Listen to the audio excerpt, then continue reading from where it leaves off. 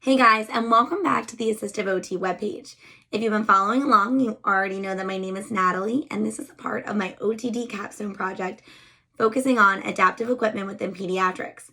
If you've never watched any of my videos, make sure to watch my introduction video above to check out what this project is really all about, as well as begin my Start Here survey so I can find out more about you and contribute to my project.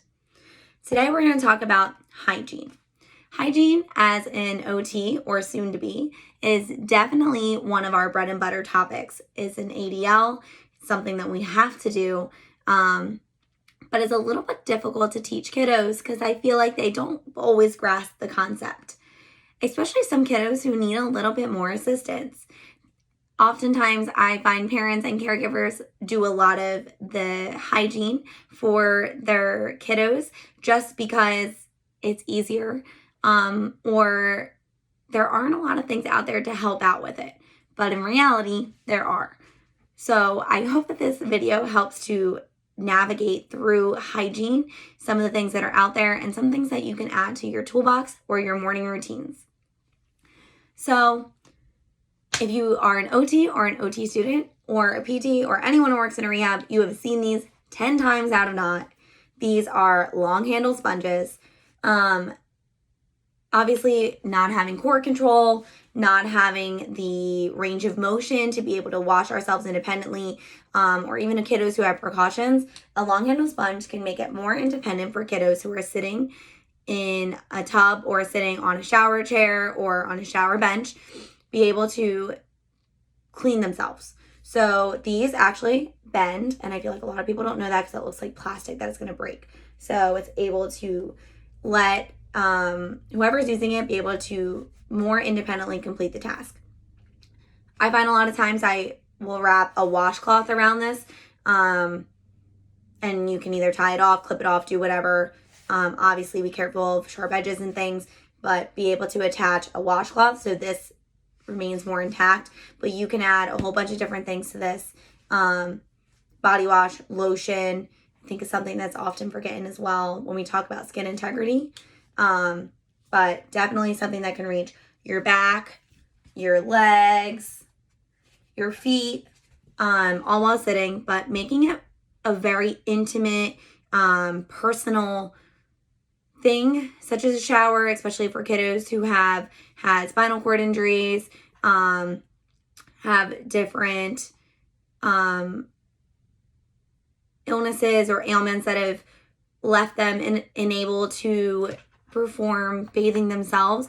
This might be able, just something super easy, something that's very budget friendly, allow them to complete themselves, or at least complete parts of it themselves. So definitely something that you would think is a very common thing, but something that I think I felt I needed to address as well. So long handled sponge. There's that. We're also going to talk about other hygienic materials, but these, again, are not things that you, when I say pediatrics, are things that can be used for all ages of pediatrics. Definitely some older kiddos, and depending on level of function, definitely use your own judgment on what you cannot try with each kiddo, just because this is a very sensitive topic. And I think presenting certain things is something we as professionals definitely have to address, or parents have to address, but just knowing what's out there in such a sensitive topic.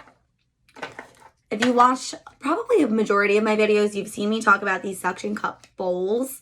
I think anything that has suction cup is definitely a great thing. But when it comes to face washing, or even if you're, whoever wants to do their nails, you can suction cup this to this. You can have water in the bowl and have a washcloth just here, and they can dip it. And this way their range of motion is very close.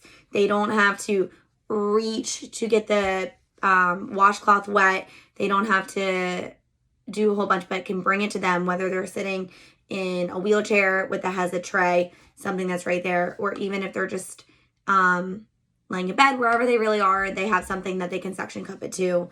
Makes it a little bit closer, so you're not using as much strength. You don't have to have crazy core control to be able to reach to do certain things, but this is a nice beginning method for progressing into more of those independent ADLs.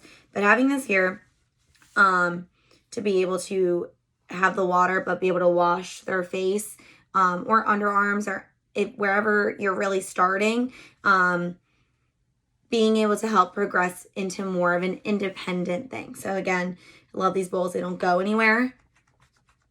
I really have to push, but there's a little nub here that you get your finger under and it pops right up. In terms of other sink adaptations, I would love to show you this on my sink, but I have crazy handles for my sink, for my faucet, so it doesn't necessarily work with mine, but I know a lot of other faucets it does. You just attach this over the faucet and the water comes out, so the water is longer, so it's going to reach more so for the child to be able to reach, whether they can't reach with their limbs or they're in a chair or they just have an inability to be able to move themselves to reach the sink. Or even if you just have a smaller kiddo, you're working on being able to independently wash hands or brush teeth, being able to have the water come right to them is definitely something that is a great help. So you just attach it here and the water comes through and it's just right there for you. So it's a lot quicker. They also have faucet extenders. So again, reaching wise, if you're trying to reach for the faucet and it's too short, and you don't have great balance or your kiddo doesn't have great balance or stability, being able to have something there that's not as short to reach is definitely great. I've also used built up handles for the faucets as well. This is just one size that comes in a multi-pack, but they can be cut for whatever way. So even if you wanted to color code them for cold for blue for cold and then red for hot, that's a definite option. And you could slip them right over your faucets and cut it, so wherever you think they can reach it is definitely something that's there. In the world that we're living in right now, hand washing is an absolute must. So if it wasn't on your list of goals prior, but is something that you're interested in now, but you're having trouble making sure that your kiddo is washing their hands for the proper length. Obviously, we've all heard the happy birthday, to where if you sing happy birthday, that's how long your hands should be underwater, washing, scrubbing, and all that jazz. But for some kiddos who have attention or don't know the happy birthday song, this is a great piece of equipment. I got this off of Amazon. I believe it's from Learning Resources, which a lot of my other stuff is. Definitely check them out. But this is just a timer. But it doesn't overload the sensory system. There's only one noise that happens. It's just a light. So you just press it and it lights up the entire time that your hands should be underwater and being washed. So it's definitely something that's great to put there. And when it's done, you'll see the light will go off and it beeps. So it gives not only that visual cue, but that auditory cue as well, for kiddos to be able to see when they should be taking their hands out of the water to dry them off. So definitely in this crazy time that we're living in, I thought I should address that. So that's there. Teeth brushing or toothbrushing, however you want to say it, especially for our friends who have autism, sensory issues, and different abilities in all ways. I think teeth brushing is one of those things that parents often just struggle with the most, just because it's a very sensitive thing, and it's just hard, for lack of a better term. I think that it's definitely one of those things that I hear or I've heard on my field work and prior experience. Teeth brushing is one of those things that parents have struggled with. I get the same look every time I ask how it's going. It's just a look of pure hardship. So I have explored multiple toothbrushes and things of that nature. So this toothbrush, and it comes in a multi-pack of the one that I got. It's a 3-sided toothbrush, so it does the majority of the work. It really covers the whole tooth, the front, the back, and the top, but in like one fair motion. So if you're not able to help your child brush their teeth for super long, this at least will cover the tooth in more of a sanitary and hygienic way. So definitely something to try. The bristles aren't hard. I'm actually going to take this apart to show you guys.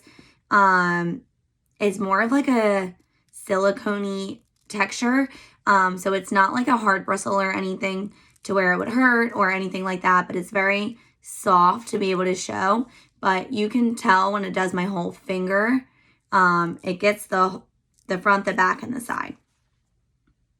You can also use this for, again, some of our kiddos who have difficulty holding certain objects because of tone, limb discrepancies or digit, not having all their digits as well, or not being able to motor plan or coordinate how to use the toothbrush. A functional hand is definitely something that's great as well. And I paired this with Easy Hold. I think these products are really great together. I've talked about them in multiple ones of my video, pretty much for all occupations. So definitely check them out. Easy Hold, I think, is a really nice alternative to a universal cuff. I have a universal cuff here that I've tried. They're fairly easy to grab, but I don't think they're able to hold as many things. And in, again, the world that we're living in, they're silicone. So especially for things like this, for teeth brushing and such, it gets messy. At least these are easy, like these are dishwasher safe, easy to clean, amazing. So, and they come in different sizes. I have them somewhere on my desk that they have a bunch of different sizes. But in terms of the functional hand, you're just you can feed the loop through to give whatever kind of way that you want. You're going to put your whatever utensil that you're using in just kind of how you want it. You'll pull it to where it's nice and snug. And at the bottom, you'll just pull up where it is. So for a child who can't hold it or can hold it or however you want to do it, you just kind of figure out what the best way is and they can be able to brush the teeth themselves. You can use this without the functional hand, but I like it for the fact that it stabilizes it, and it gives a little bit more of a lever for a little more length for kids to be able to use instead of them hitting themselves with the Easy Hold. But these are really great products, I think, that are coupled really nicely together. But again, you can definitely just put it in the Easy Hold itself. Easy Hold itself. I'm just twisting it because I am rushing a bit because I like to keep these videos short for you guys. But again, being able to just, this is definitely a pediatric size one. I have a bigger hand. Just putting it in the hand. Okay, I fit my hand in there. I don't know how.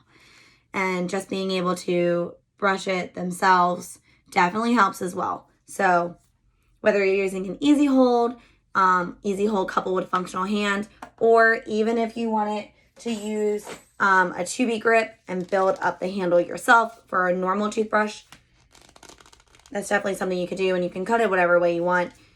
I personally always feel like I'm pushing this way too hard into here, but definitely play around with it.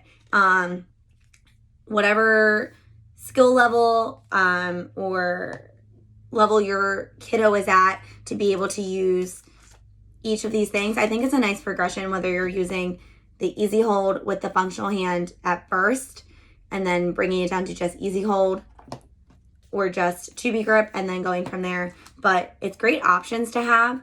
Definitely something to try. And it is independent if they're completing it themselves with just the use of the adaptive piece. Obviously, if you're in the rehab world, you're going to see that you're going to note that it's being used, but it's a lot different than you brushing the teeth for your child, having them do it themselves. Again, these are really sensitive issues that I think are very hard to acknowledge and talk about, and letting your child do them themselves or having your patient do them themselves is definitely it's definitely an opportunity to have them do it themselves when you try different products. This is another toothbrush that I saw. It's double-sided, but it has already I like that it has the little flower part to where it's hold. So again, being able to brush, but again, these are double-sided, so less time. I've seen the automatic toothbrushes of the world that are out there. They kind of look like, if you've seen the teeth whiteners that go in your mouth, there's a bunch of them out there. I think for children who have sensory issues, you definitely should try them yourself before recommending them. I've tried a couple of them, and I think that they have great opportunity, but they are a little hard, a little bit different, but they definitely get the front. I don't think they get the back teeth as well. But again, if you're just introducing or trialing different products, why not? But I definitely feel like as you progress, different toothbrushes are like this, you'll find more. But I definitely like the three-headed toothbrush, personally myself, for time, for hygiene, as well as the ability to adapt it a bunch of different ways. So there's that. Now we move on to toileting. Toileting, again, is a very sensitive issue when you're talking about performing it independently for our middle school, teenagers, and young adults. Again, young adults I use in the pediatric term, so under 21. Again, very sensitive, something that you have to trial different things themselves. So use this lightly, but I have a toilet wand. I think this one that I'm using has a specific brand, but it's a fanware. It's a Comfort Wipe Deluxe, so it looks a little different. But this is a toileting aid that can help wipe independently. I think that's definitely an area that is something that can be trialed to be done more so independently. Obviously, for cleanliness and hygiene, there can be some assistance, but introducing this is never a bad thing. So the instructions that were given said to use 6 pieces of toilet wrap and then fold it in half. I just grabbed 4, I think, because I ripped the other 2 when I was putting it on. So you're going to have this little part, and you'll put the one side in, so the one end, and then you'll wrap it around the whole top, so the whole blue part, and you'll put the other end in here. So it's best designed to be used front to back, so you can use it that way.